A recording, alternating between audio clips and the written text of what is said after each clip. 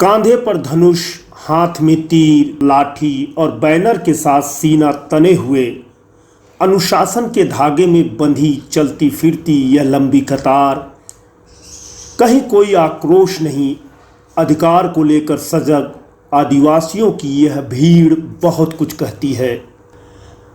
कतारबद्ध रास्ता नापते सैकड़ों लोगों को भीड़ कहना ठीक नहीं होगा, लेकिन हम जानते हैं कि लोग इस मंजर को भीड़ ही कहेंगे, क्योंकि भीड़ में सोच, समझ और आत्मा नहीं होती है। लेकिन इस भीड़ में वह सब कुछ है जो किसी भी जागरूक इंसान में होना चाहिए। सभी लोगों के चेहरे पर मासूमियत है, भोलापन है और भविष्य को लेकर चिंता भी है। इनके पैरों में छाले भी हैं जो करीब 300 किलोमीटर यात्रा के बाद उभर आए हैं। ताज्जुब की बात है कि भीड़ कहने वाली किसी भी आंख को ना तो इनका छाला दिखाई दे रहा है और ना ही छाले से उभरे दर्द को चेहरों पर पढ़ने का प्रयास ही किया है। एक पत्रकार के लिए किसी खबर की भूमिका के लिए इतना सब कुछ काफ़ी है, लेकिन आगे बढ़ने से पहले इन आदिवासियों के दर्द को समझने के लिए वैभव बेमेतरिया की इस कविता को सुनना बहुत ही ज़रूरी है, क्योंकि लखीमपुर खीरी की घटना से उपजे दर्द को पूरे देश ने सुना। इन भविष्य का किस तरह कत्ल किया जा रहा है, इसे कोई भी ना तो देखने को तैयार है और इस तरफ किसी की नज़र भी नहीं जा रही है। लखीमपुर का दर्द देखने वालों, हसदेव की पीड़ा भी देख लीजिए पांव पड़े छालों को, बेहाल अपने घर वालों को। वो तो फतेहपुर से चलकर आ रहे हैं, वो जो अडानी का सच बता रहे हैं, सुन लीजिए उन्हें, उन चुनने वालों को, बेहाल अपने घर वालों को। सत्ता में आने से पहले सब तो आए थे, भूल गए क्या कहाँ दरबार लगाए थे, अब क्या मुंह दिखाओगे आदिवासी लालों को, बेहाल अपने घर वालों को। देश में दर्द सबका एक जैसा है, कहीं खीरी कहीं सिलगेर जैसा है। किसान मारे जा रहे हैं, कहीं आदिवासी, सरकारें सियासत में उलझी रहती, लोकतंत्र को दे फांसी। छोड़ो अब क्या कहें क्या पूछें, रहने ही देते हैं सारे सवालों को, बेहाल अपने घर वालों को। भविष्य की जद्दोजहद के लिए सड़क पर उतरे भोले भाले आदिवासियों को समर्पित वैभव बेमेतरिया की यह कविता बहुत कुछ बोलती है। अब आइए देखते और सुनते हैं क्या है माजरा। हसदेव अरण्य बचाओ संघर्ष समिति की ओर से हसदेव बचाओ पदयात्रा निकाली गई है। 4 अक्टूबर को सरगुजा के फतेहपुर से शुरू हुई यह पदयात्रा 13 अक्टूबर को रायपुर पहुंचेगी। सरगुजा से रायपुर के लिए निकली 10 दिन की यह पदयात्रा हसदेव नदी, जंगल, पर्यावरण, आजीविका, संस्कृति और अस्तित्व को बचाने के लिए आयोजित की गई है, जिसमें हसदेव अरण्य क्षेत्र की सभी कोयला खनन परियोजनाओं को निरस्त करने के साथ ही कई मांगे शामिल हैं। हसदेव अरण्य बचाओ संघर्ष समिति की मांग है कि हसदेव अरण्य क्षेत्र की सभी कोयला खनन परियोजनाएं निरस्त की जानी चाहिए। बिना ग्राम सभा सहमत के हसदेव अरण्य क्षेत्र में कोल बेयरिंग एक्ट 1957 के तहत किए गए सभी भूमि अधिग्रहण को तत्काल निरस्त किया जाए। 5वीं अनुसूची क्षेत्रों में किसी भी कानून से भूमि अधिग्रहण की प्रक्रिया से पहले ग्राम सभा से अनिवार्य सहमत के प्रावधान को लागू किया जाए। परसा कोल ब्लॉक के लिए फर्जी प्रस्ताव बनाकर हासिल की गई स्वीकृति को तत्काल निरस्त कर ग्राम सभा का फर्जी प्रस्ताव बनाने वाले अधिकारी और कंपनी पर एफआईआर दर्ज की जाए। इसी तरह घाट बर्रा के निरस्त सामुदायिक वनाधिकार को बहाल करते हुए सभी गांवों में सामुदायिक वन संसाधन और व्यक्तिगत अधिकारी को मान्यता दी जाए। संघर्ष समिति पेशा कानून 1996 का पालन करने की मांग भी कर रही है। बताइए, ये पदयात्रा कहाँ से चालू हुई है? ये पदयात्रा फतेहपुर जिला सरगुजा से शुरू हुई है और मदनपुर में सभा हुई। उसके बाद 4 तारीख से लगातार चलते हुए आज हम बिलासपुर पहुंचे हैं। 13 तारीख को हम रायपुर पहुंचेंगे। ये पदयात्रा का मोटो क्या है, उद्देश्य क्या है? देखिए, पदयात्रा हसदेव अलंद जो कि एक समृद्ध वन इलाका है, उस जंगल को कोयला खनन परियोजनाओं के नाम पर ख़त्म किया जा रहा है। 7 कोल खनन परियोजनाएं आवंटित हैं, जिसमें से 5 को शुरू करने की कोशिश हो रही है। और वर्तमान में पलसा कोल ब्लॉक, जिसके लिए बिना ग्राम सभा सहमति के भूमि अधिग्रहण हुआ है, फर्जी ग्राम सभा के आधार पर उसकी वन स्वीकृति हुई है। और ये सारी प्रक्रियाएं अडानी जैसे कॉरपोरेट समूह, क्योंकि एमडीओ के द्वारा उसके पास ये कोल ब्लॉक है और उस दबाव में ये सारी प्रक्रियाएं हुई हैं। आदिवासियों के संवैधानिक अधिकारों को दरकिनार करके, जो हसदेव का महत्वपूर्ण वन इलाका है, पर्यावरण को दरकिनार करके अडानी के मुनाफे के लिए उस संपूर्ण वन इलाके को ख़त्म करने की कोशिश की जा रही है। एक ऐसा क्यों लग रहा है कि लोकल सिस्टम जो है वहाँ पर सरगुजा का, वो आपका सहयोग नहीं किया है क्या, कि वो आपके साथ धोखाधड़ी हुई है? देखिए, वो जो शासन है, प्रशासन है, वो पूर्ण रूप से अडानी के साथ खड़ा हुआ है। क्यों? हमें 2017 में जब पलसा कोल ब्लॉक के वन स्वीकृति की बात आई, वो वन अधिकार कानून के तहत बहुत स्पष्ट है कि लोगों के वन अधिकार मान्यता की प्रक्रिया समाप्ति और ग्राम सभा की सहमति। हसदेव की ग्राम सभाएं पिछले 1 दशक से लगातार आंदोलनरत हैं। वो कह रही हैं कि हम अपनी जंगल जमीन का विनाश नहीं होने देंगे। अधिकारियों ने और कंपनी के लोगों ने उदयपुर के रेस्ट हाउस में बिठा के सरपंचों से जबरन प्रस्ताव करवाया, फर्जी ग्राम सभा हुई। तो जो सरगुजा का प्रशासन है, वो पूर्ण रूप से अडानी के कर्मचारी के तरीके से व्यवहार करते हुए लोगों के संवैधानिक अधिकारों को कुचल के वहाँ पे लोगों से जंगल जमीन छीनने के लिए काम कर रहा है। ये तो ऐसा भी संभव हो सकता था कि आप राज्य सरकार से मिलते, मुखिया से मिलते, आदिवासी प्रिय मुखिया हैं, और वो अपनी बातें रखते। एक पूरे के पूरे गांव को आप अपने साथ रायपुर तक की यात्रा में ले जा रहे हैं। देखिए, ये दुखद है, और ये जो आदिवासी हितैषी होने का दावा कर रही है भूपेश सरकार, ये एक दिखावा है।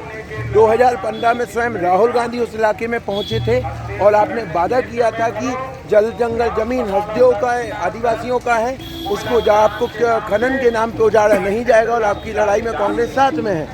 जैसे ही मुख्यमंत्री बने थे, फर्जी ग्राम सभा की शिकायत मुख्यमंत्री को लोगों ने की। ग्राम सभा सहमति के बिना भूमि अधिग्रहण को लेके ज्ञापन सौंपा, लेकिन आज तक मुख्यमंत्री ने किसी भी एक मामले में संज्ञान नहीं लिया। और बहुत स्पष्ट दिख रहा है कि जो मुख्यमंत्री को राहुल गांधी के अपने नेता का वादा निभा के हसदेव को खनन से मुक्त रखने का जो कार्य करना था, दुखद रूप से वो आज अडानी के साथ खड़े हुए हैं। ये विरोध प्रदर्शन अडानी अंबानी के खिलाफ है, या सिस्टम के खिलाफ है, या जमीन बचाने को लेकर है? ये भी ध्यान देना चाहिए कि इस उत्खनन से विकास का भी मुद्दा जुड़ा हुआ है। देखिए, आज के समय कोयला जो है, ये कोयला की कोई कमी नहीं है देश के अंदर, और कोयले के विकल्प हैं। जो हसदेव का इलाका है, उसको लगातार खुद मंत्रालय ने स्वीकार किया है 2010 में कि ये समृद्ध इलाका है, यहाँ माइनिंग नहीं होनी चाहिए, नो गो इलाका। और कोयले की कई ऐसी जगह है जहाँ पे आपको बिना इतनी जो विविधता है, वन संपदा है, उसके विनाश को जहाँ कम होगा, या रिन्यूएबल एनर्जी के आपके पास सोर्सेज हैं, तो अपने ही जो रिपोर्ट्स हैं, आपके अपने प्रतिवेदनों से पीछे हट के आप हसदेव को उजाड़ रहे हैं। सवाल ये है कि लड़ाई क्यों?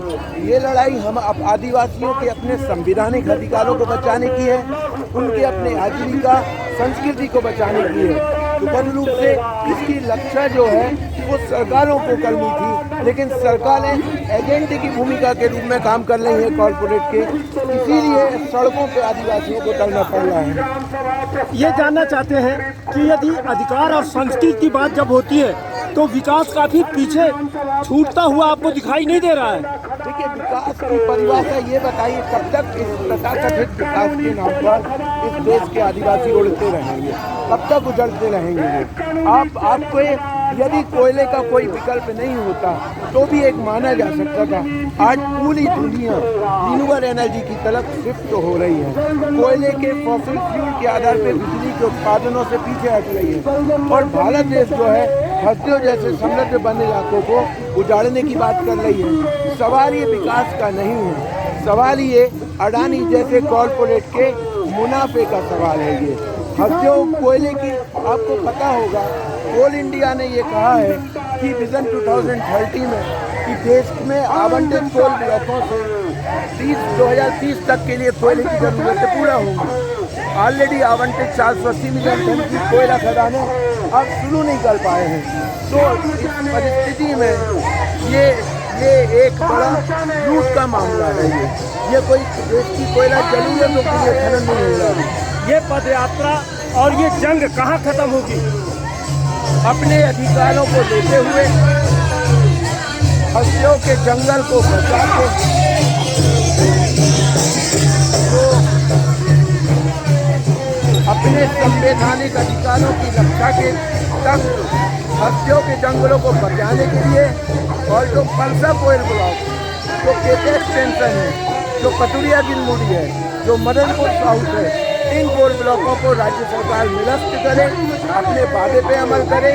जिन अधिकारी और कंपनियों ने फर्जी वादे किए हैं उन पर कार्रवाई हो। तब तक जब तक नहीं होगा तब तक ये आंदोलन चलेगा। नहीं सहेंगे, संवैधानिक अधिकारों पे हमले नहीं सहेंगे, संविधान पे हमला नहीं सहेंगे,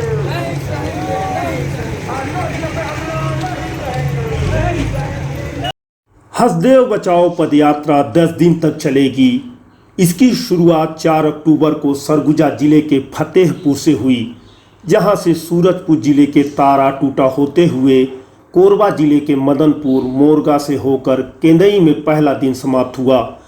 5 अक्टूबर को केंदई से निकलकर नवापारा, परला, चोटिया, लमना, बंजारी डांड, मड़ई, गुरसिया पहुंची। यह पदयात्रा कोरबा जिले के कटघोरा पाली से होते हुए 9 अक्टूबर को रतनपुर से गतौरी होते हुए बिलासपुर पहुंची। इस तरह 13 अक्टूबर को यानी 2 दिन बाद यह यात्रा रायपुर पहुंचेगी। रायपुर में 14 अक्टूबर को सम्मेलन होगा। संघर्ष समिति के लोग मुख्यमंत्री, राज्यपाल से इस दौरान मुलाकात भी करेंगे। हसदेव अरण्य बचाओ संघर्ष समिति का कहना है कि कोयला खदानों के लिए जल, जंगल, जमीन, पर्यावरण का विनाश बंद होना चाहिए। यह इलाका संविधान की 5वीं अनुसूची क्षेत्र में आता है। बावजूद इसके केंद्र और राज्य सरकार आदिवासियों और अन्य परंपरागत निवासियों के अधिकारों की रक्षा करने की बजाय खनन कंपनियों के साथ मिलकर लोगों को जंगलों और जमीनों से उजाड़ने का काम कर रहे हैं। पूरी दुनिया में मंडरा रहा जलवायु परिवर्तन का संकट धरती पर हर प्राणी के अस्तित्व का संकट बन गया है। तब भी सरकारें खनन कंपनियों के साथ मिलकर हसदेव अरण्य के समृद्ध और विशाल वन क्षेत्र का विनाश करने के लिए आतुर हैं।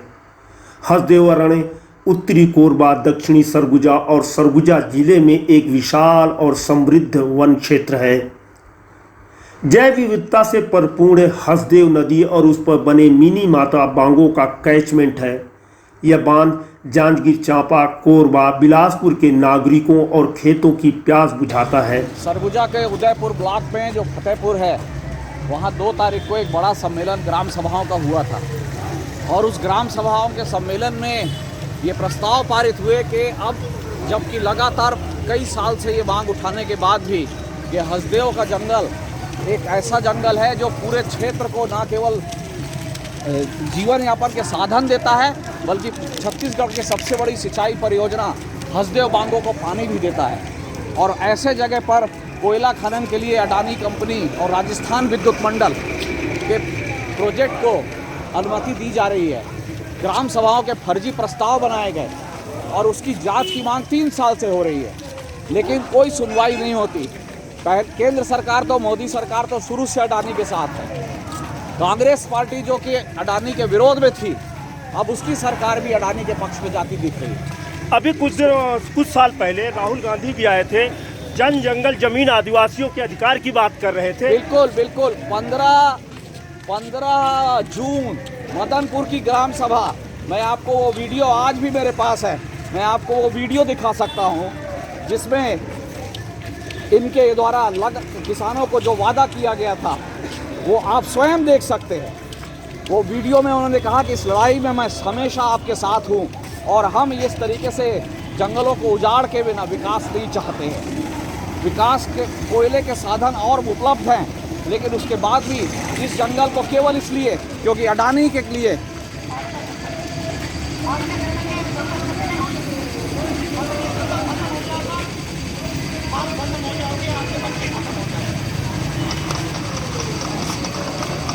तो मैं आपको यहाँ ये कहना चाहता हूँ, इस लड़ाई में कांग्रेस पार्टी और मैं आपके साथ खड़े हुए हैं। आज आप देखिए यही वादा याद दिलाने, राहुल गांधी को यही वादा याद दिलाने ये 300 किलोमीटर पदयात्रा आदिवासी पूरे पर। श्रीवास्तव जी, एक बात समझ में आ रही है कि जब भी विकास की बात आती है तो अड़चनें आती हैं, तो ये हर बार ऐसा क्यों होता है कि या प्रायोजित तरीके से आदिवासी क्षेत्र को अतिक्रमण किया जा रहा है, या वो स्थान ही ऐसा है कि जहाँ पर कोयला का उत्पादन बहुत जरूरी है और आप विकास को डिनाई कर रहे हैं? देखिए, इस देश का 85% कोयला घने जंगल के बाहर है। उस 85% कोयले से 100 साल आपको कोयले की जरूरत पूरी हो सकती है। छत्तीसगढ़ का भी जो कोयला भंडार है उसका 10% भी हसदेव के नीचे नहीं है। आप दूसरे जगह से जरूरत पूरी कर सकते हैं, लेकिन केवल इसलिए कि आदिवासियों को उजाड़ना आसान माना जाता है, उनकी जमीन छीनना आसान माना जाता है, जंगल आसानी से काटो और लगाओ का व्यापार चलता है, तो इसलिए ये जगह चुनी जा रही है। सवाल एक चीज और होता है कि आश्वासन देकर जल जंगल जमीन आदिवासियों की है, सत्ता में आने के बाद लोग भूल कैसे जाते हैं?